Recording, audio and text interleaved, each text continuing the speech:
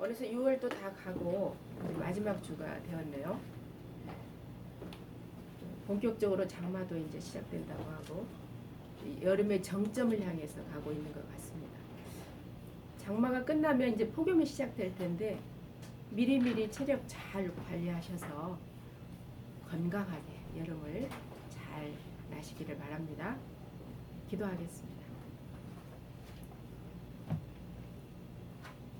하나님 아버지, 시간도 아버지의 섭리 안에서 우리가 살고 있으니 분명하게 알아지는 복된 시간이 되게 하시고 아버지의 사랑과 은혜로 채워지는 아름다운 예배가 되도록 인도하여 주옵소서. 감사를 드리며 우리 주 예수 그리스도의 이름으로 기도하옵나이다. 아멘. 예, 오늘 본문에는 두 사람의 인물이 등장하고 있습니다. 마리아와 마르다입니다. 이 두 사람의 삶의 태도는 정말 상반되어 있는 것처럼 보이죠. 우리가 보기에 전혀 다른 것처럼 보이는 이 두 사람을 통해서 복음이란 과연 무엇인가 하는 그 핵심을 우리가 들여다볼 수 있다고 생각이 됩니다. 사람들이 살아가면서 정말 필요하다고 여기고 또 열심히 추구하는 많은 것들이 있습니다. 그 대표적인 것이 바로 예수님이 광야에서 40일간의 금식을 마치시고 받으셨던 세 가지 시험일 것입니다. 눈에 보이는 것과 또 보이지 않는 것들을 총망라해서 인간 내면에 깊숙하게 자리 잡고 있는 세 가지 유형의 욕망, 즉 돈과 권력과 명예에 대한 추구는 다양한 양상으로 사람들의 삶에 영향을 미칩니다. 영향을 미치는 정도가 아니라 그 사람의 삶이 어떻게 펼쳐지고 또 흘러가는가를 결정짓는 핵심 요소라고 해도 과언이 아니고 오히려 그것이 더 맞는 표현이 될 것입니다. 크든 작든 누구든 욕망에서 자유로울 수 없는 것이 현실입니다. 여러분은 과연 어떤 욕망에 가장 시달리고 또 가장 영향받으면서 살아가고 계시는지요? 어쨌든 사람은 누구나 예외 없이 이러한 욕망을 어떤 식으로든지 해결하기 위해서 살아가고 있습니다. 그런데 이러한 욕망으로 우리가 살고 또 움직이고 있다는 사실이 잘못되었다, 또 자연스럽지 않은 일이다 라고 할 수는 없을 것입니다. 사실 모든 현상계에 드러난, 즉 하나의 생명이 주어지면은 바로 그 생명을 유지하고 존속하고 하기 위해서 어떤 움직임이 일어나게 되는 것이죠. 또 식물이 자라는 모습을 보면 이러한 이치가 너무나 당연하다는 것을 알 수가 있습니다. 깊은 숲속의 나무가 하늘을 보기 위해서 키를 크게 키우며 자라는 모습이나 또 창가에 놓여진 화초가 해가 비치는 방향으로 고개를 들려서 크는 모습이나 그 원리는 다를 바가 없습니다. 또 물속에 사는 고기나 심지어 물풀조차도 전혀 다르지가 않은 것입니다. 마찬가지로 사람도 자기에게 주어진 환경 속에서 살아남기 위해서 더 낫고 더 좋은 방식이라고 생각되는 방향을 따라서 살아가게 된다고 말할 수가 있겠습니다. 전체적이고 우주적인 큰 틀에서 보자면 인간이 살아오면서 실제로 경험하고 사는 모든 시대적이고 과학적인 그런 발전이나 변화의 중심에는 이러한 생명의 본성이 총체적으로 움직이고 있는 결과다, 이렇게 말할 수가 있겠습니다. 그러나 분명히 다른 것이 하나 있습니다. 즉 자연이 생명을 유지하고자 하는 데에는 인간이 추구하는 것과 같은 2차적인 해석이 없다는 것입니다. 자연은 주어진 조건이 어떠하든지 불만이 있거나 불평하거나 또 자의적으로 좋다 나쁘다 이러쿵저러쿵 해석을 하지 않고 자기의 생명을 꽃피우는 것으로 충분히 만족하다는 것입니다. 그래서 예수님은 이러한 사실을 이렇게 말씀하고 계시죠. 공중의 새를 보라. 심지도 않고 거두지도 않고 창고에 모아들이지도 아니하되 너희 하늘 아버지께서 기르시나니 너희는 이것들보다 귀하지 아니하냐. 너희 중에 누가 염려함으로 그 키를 한 자라도 더할 수 있겠느냐. 또 너희가 어찌 의복을 위해 염려하느냐. 들의 백합화가 어떻게 자라는가 생각하여 보라. 수고도 아니하고 길쌈도 아니하느니라. 그러나 내가 너희에게 말하노니 솔로몬의 모든 영광으로도 입은 것이 이 꽃 하나만 갖지 못하였느니라. 우리가 시도 때도 없이 겪으면서 사는 불편함과 불만의 문제는 더 좋고 더 낫고 더 행복할 수 있는 기준이 객관적으로 정해져 있다는 생각을 하면서 살기 때문입니다. 그러나 그런 생각은 어디까지나 착각에 지나지 않는다고 예수님은 말씀하고 계십니다.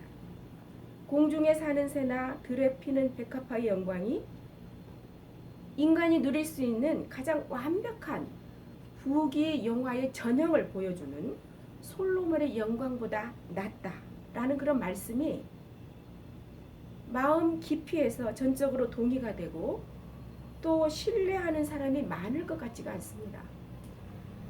예수님의 말씀이기 때문에 그런 것인가 보구나 하는 정보의 수준에 머물러 있는 것이지, 그것이 내 삶을 지탱해주는 참되고 또 실제적인 지혜로서 이해되는 그런 상태는 아닌 사람이 대부분이지 않을까 하는 느낌이 듭니다.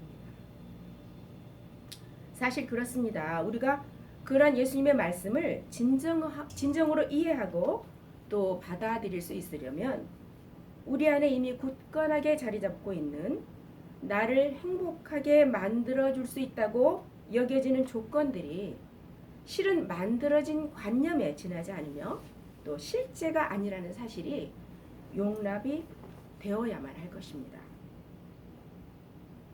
예수님이 말씀하시고자 하는 것은 아무것도 덧붙여지지 않는 있는 그대로에서 하나님의 섭리가 움직이는 차원의 삶이 어떤 것인가를 이해하고 또 받아들이는 일이 아닌가 싶습니다.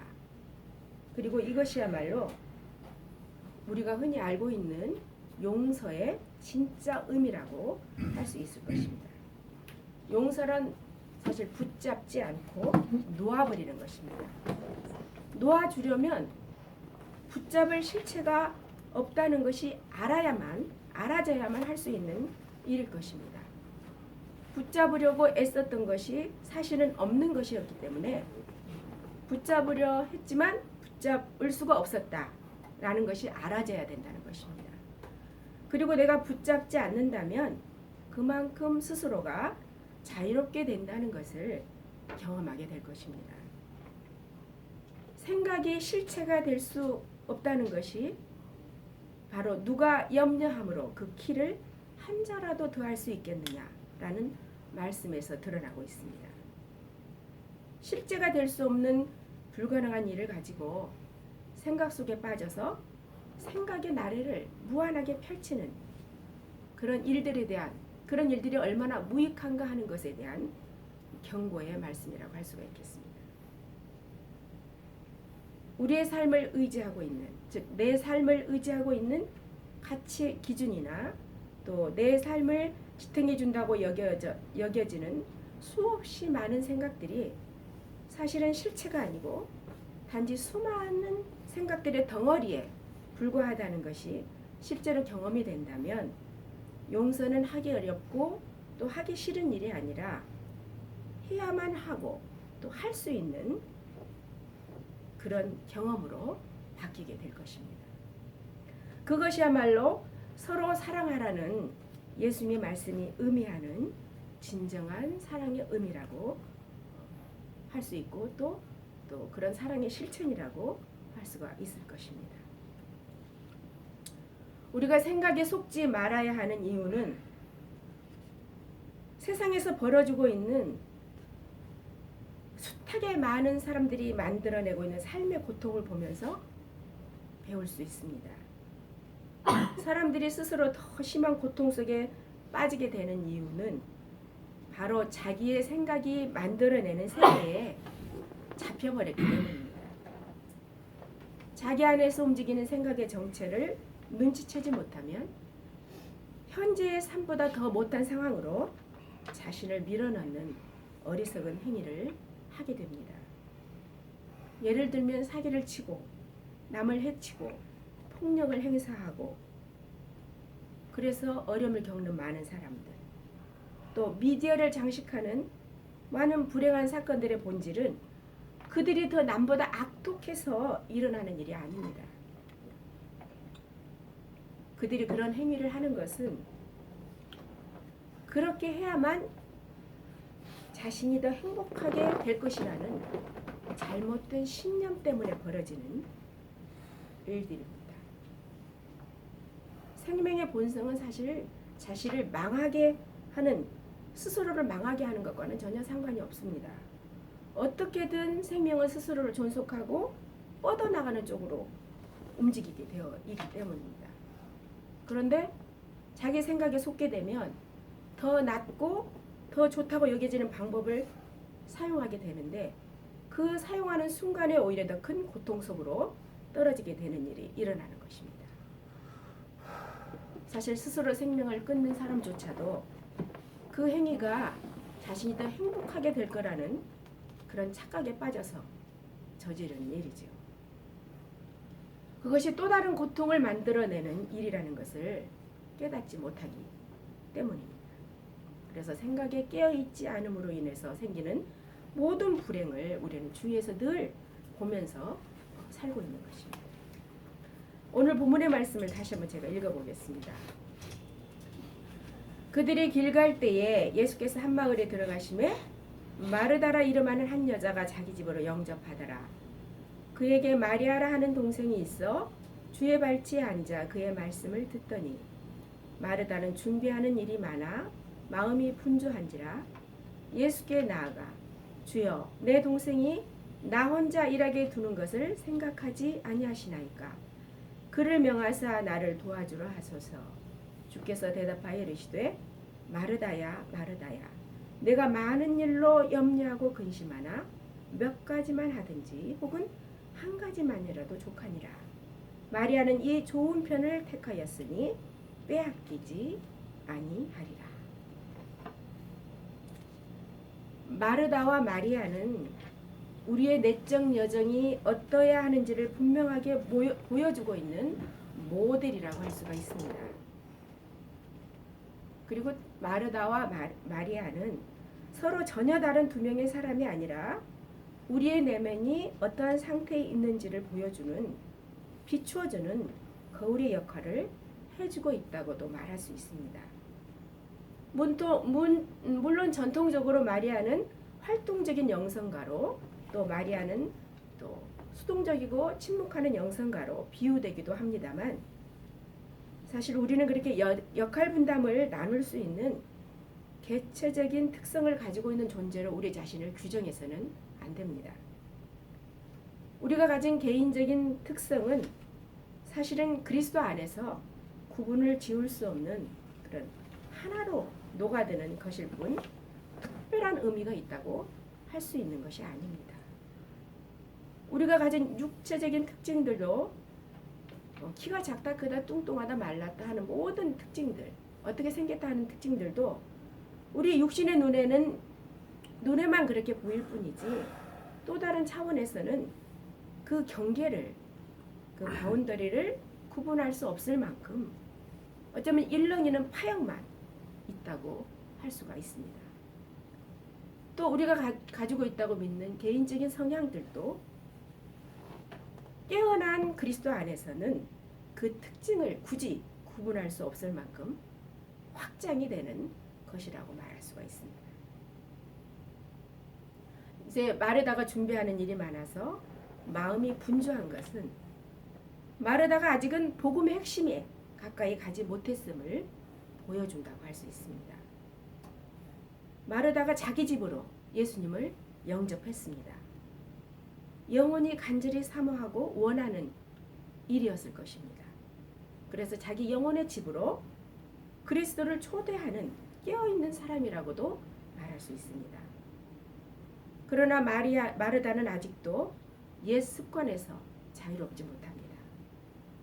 아직도 자기 속에서 움직이는 오래된 욕망의 그림자가 어떤 것인지 잘 눈치를 채지 못하고 있는 것입니다. 그리스도로 깨어나는 일이 어떤 것인지 아직은 잘 모르고 또 자기가 중요하다고 생각하는 일이 예수님과 함께 있는 일보다 더 우선이 되어 있는 모습이라고 할 수 있습니다. 복음이 중요하다라는 것은 눈치를 채긴 했지만 그 복음이 과연 어떤 것인지 무엇인지에 대한 감각이 아직은 눈을 뜨지 못한 상태라고 말할 수 있습니다. 그래서 옛 습관대로 자기와 다른 사람에 대한 판단과 평가를 내릴 수밖에 없는 모습입니다. 무엇이 중요한가 하는 것에 대한 그 중요성에 대한 우선순위가 바뀌었으니까 일어날 수밖에 없는 불협화음이 생깁니다.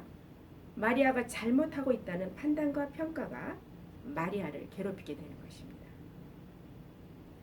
너무 화가 나서 예수님한테 쫓아갈 수밖에 없는 것이죠.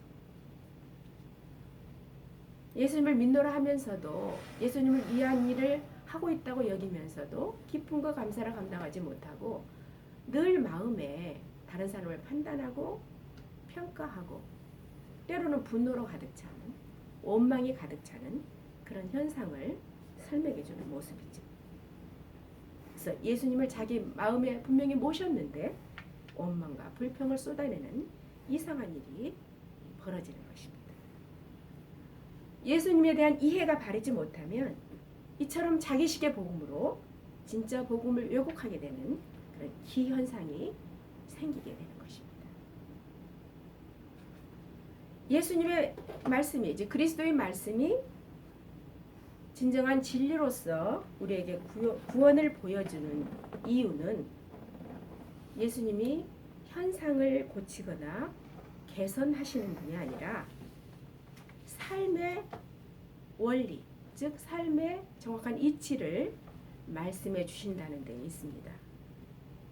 그래서 어떤 현상과 어떤 상황일지라도 그 진리는 모든 것을 관통해버리는 그런 힘이 있는 것이죠. 그래서 예수님은 광야에 3가지 시험을 통과하시면서 우리 안에 뿌리 박혀 있는 3가지 관념이 실제가 아니라는 것을 아셨습니다. 그리고 그것을 넘어가시죠. 3가지 욕망이 충족되는 것이 행복이 아니라 그것이 채워질 수 없는 허구임을 깨닫고 그런 것들에 매이지 않는 삶이 행복이라는 것을 아셨기에 진정으로 자유로워지신 것입니다. 마르다는 자신이 정말 중요하고 또 필요한 일을 하고 있다고 믿어 의심치 않았습니다. 그러나 예수님이 보시는 것은 달랐습니다. 마르다가 해야만 한다고 여긴 일들에 대해서 예수님은 뭐라고 말씀하십니까? 많은 일로 염려하고 근심한다 라고 하셨습니다. 해야만 하는 중요한 일과 염려하고 근심하는 일이 같을 수는 없습니다. 결국 우리가 하는 대다수의 많은 생각과 또 일들이 염려와 근심을 더하는 부질없는 일들에 지나지 않는다는 사실을 지적해주는 말씀이라고 생각이 듭니다.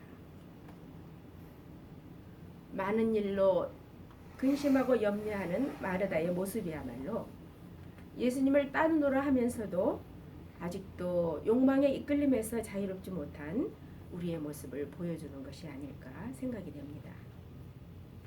예수님이 마르다에게 몇 가지만 하든지 한 가지만이라도 충분하다고 하시는 것이 우리에게는 참 복음이 됩니다.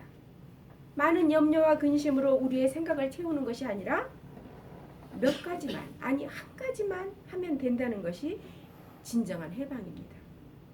많은 일을 해야 하는 책임과 의무로 우리를 부르신 것이 아니고 한 가지만으로도 충분하다면 우리가 비록 연약하지만 그 한 가지는 감당할 수 있는 힘이 있지 않겠습니까? 마리아가 택한 것이 바로 좋은 것이 바로 예수님 발치에 앉아서 그의 말씀을 듣는 것이었습니다. 마리아의 모습은 바쁠 것도 분주할 것도 없습니다. 평화와 안식이 바로 마리아가 누리고 있는 은총의 모습입니다. 그리고 그리스도 안에서 깨어난 우리의 모습이 바로 마리아와 같은 모습일 거라고 생각이 됩니다. 마리아가 예수님 발치에 앉아있는 모습이야말로 우리가 지녀야 할 기도의 가장 기본적인 자세를 나타내주고 있습니다. 예수님이 계신 자리를 떠나서 이리저리 분주하게 돌아다니는 것은 예수님에 대한 심각한 무례라고 할 수 있습니다. 모름지기 자기 집에 오신 손님에게 하는 가장 좋은 예우는 함께 다과를 나누고 식사를 나누고 함께 앉아서 대화를 나누는 것이지 혼자 방치해 두는 것은 신뢰가 되는 일이겠죠. 그런 것처럼 예수님을 모셔드렸으면 예수님과 함께 있는 것이 우리 예수님을 가장 기쁘시게 하는 일이 되지 않겠습니까? 마리아가 택한 좋은 것을 예수님은 빼앗기지 않는다라고 약속하고 계십니다. 또 그것이 바로 우리 모두에게 약속하시는 은총이라고 할 수 있겠습니다. 예수님과 함께 있는 것, 우리가 그리스도와 하나 되는 일은 어느 누구도 빼앗아 갈 수 없는 가장 귀한 은혜요 축복이라고 분명하게 말씀해주고 계십니다. 설사 누가 그것을 망치려고 한다고 해도 오히려 예수님이 나서서 그것을 막아주시는, 차단해주시는 그런 모습을 우리가 본문을 통해서 보고 있습니다. 예수님이 우리의 확실한 보증이 되어주신다는 겁니다. 사랑하는 세길교회 성도 여러분, 우리 안에서 움직이는 마르다의 모습을 그냥 좌시하는 것이 아니라 지켜보는 지혜로 그 그림자를 벗겨내고 또 주님이 말씀하신 바와 같이 가장 좋은 것이 무엇인지 알아듣고 있는, 또 우리 안에 있는 마리아의 모습이 드러나는, 그래서 기도의 자리를 떠나지 않는 그런 복된 삶을 쭉 살아가실 수 있기를 주님의 이름으로 축복합니다. 아멘. 기도하겠습니다. 사랑하는 하나님 아버지, 당신의 택한 백성에게 복을 주셔서 언제나 가장 좋은 것을 택할 줄 아는 지혜로운 삶을 살아갈 수 있도록 은혜를 더하여 주시옵소서. 감사를 드리며 우리 주 예수 그리스도의 이름으로 기도하옵나이다.